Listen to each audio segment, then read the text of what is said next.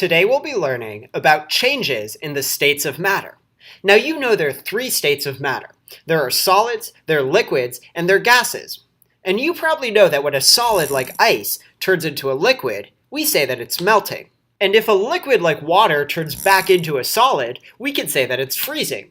But it turns out they're names for all of the other types of changes that can exist as well. If a liquid turns into a gas, like when you boil a pot of water, we say that the liquid is evaporating. This is an example of evaporation.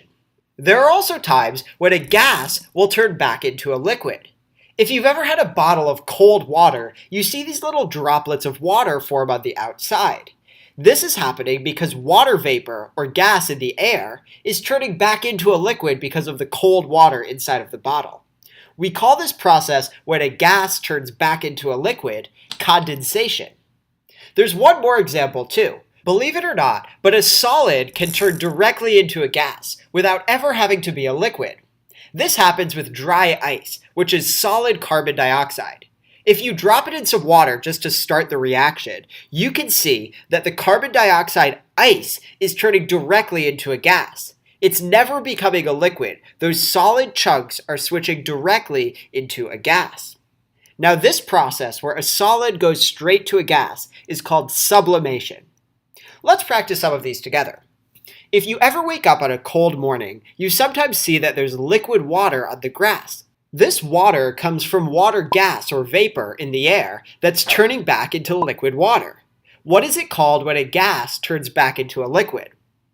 Well, we can see that that is called condensation. Here's another example. If you pour water on a dark surface on a hot day, you can watch it seem to disappear really quickly. That's because the liquid water is turning into water gas or vapor and vanishing into the air. What is it called when a liquid turns into a gas? Well, you can see that we call that evaporation.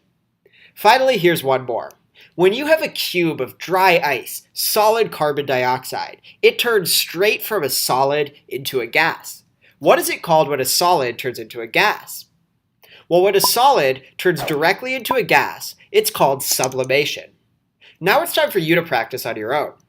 On cold days, you sometimes see droplets of water form on your window.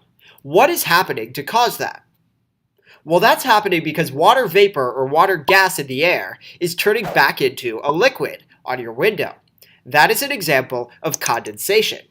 Now here's another. When you boil a pot of water, say to make tea, you can see all of this gas coming out of the kettle. What is this an example of? Well, in this example, liquid water is turning into water gas or water vapor as you boil it. This is an example of evaporation. So from today, remember, evaporation is when liquids turn into gases. Condensation is when gases turn into liquids.